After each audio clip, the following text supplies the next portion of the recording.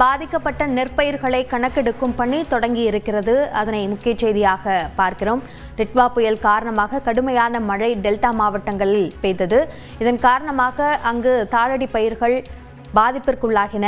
அது குறித்த கணக்கெடுப்பு பணி இன்று தொடங்கும் என்று ஏற்கனவே தெரிவிக்கப்பட்ட நிலையில் தற்பொழுது அந்த பணி தொடங்கி இருக்கிறது. இது குறித்த கூடுதல் விவரங்களை நம்முடைய செய்தியாளர் ராஜசேகரிடம் கேட்கலாம். ராஜசேகர், இந்த கணக்கெடுப்பு பணியில் எவ்வளவு அதிகாரிகள் ஈடுபட்டிருக்கிறார்கள்? இதற்கான அறிக்கை எப்போது தயாராகும்?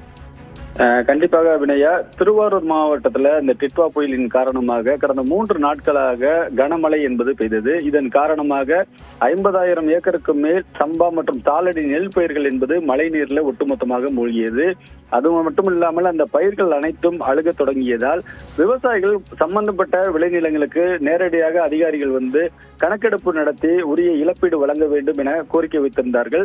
இது குறித்த செய்தியை நியூஸ் 18 தமிழ்நாடு தொலைக்காட்சியில தொடர்ந்து நாம் ஒளிபரப்பி வந்தோம். அதனைத் தொடர்ந்து நேற்று வேளாண் துறை சார்பில் நியூஸ் 18 தமிழ்நாடு தொலைக்காட்சிக்கு ஒரு தகவல் தெரிவிக்கப்பட்டது. இதில் இன்று முதல் கணக்கெடுப்பு பணி என்பது நடத்தப்படும், பாதிக்கப்பட்ட நெல் பயிர்கள் குறித்த கணக்கெடுப்பு பணி நடத்தப்படும் என தெரிவிக்கப்பட்டிருந்தது. இந்த நிலையில இன்று தற்பொழுது திருவாரூர் மாவட்டம் முழுவதும் கனமழையால் பாதிக்கப்பட்ட அந்த நெல் பயிர்களை கணக்கெடுக்கும் பணியை வேளாண் துறை அதிகாரிகள் தொடங்கியிருக்கிறார்கள்.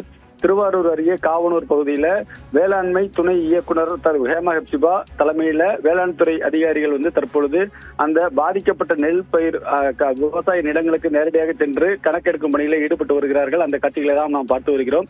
ஒவ்வொரு கிராமங்கள் வாரியாக அந்த பகுதியில் உள்ள வேளாண்மை உதவி அலுவலர்கள் நேரடியாக பாதிக்கப்பட்ட விளைநிலங்களுக்கு சென்று அங்கு செல்போன் அவர்களுக்கு தனியாக கொடுக்கப்பட்ட ஒரு அப்ளிகேஷன் மூலமாக அதில் அந்த புகைப்படம், அந்த பாதிக்கப்பட்ட விளைநிலத்தின் புகைப்படத்தை எடுத்து நேரடியாக அதிகாரிகளுக்கு அனுப்பி வைக்கிறார்கள்.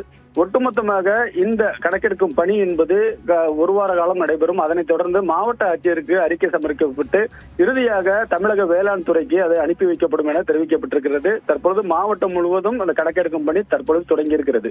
அபிநயா, பாதிக்கப்பட்ட பயிர்களை கணக்கெடுக்கும் பணி தொடங்கியிருப்பது குறித்த கூடுதல் விவரங்களுக்கு நன்றி ராஜசேகர்.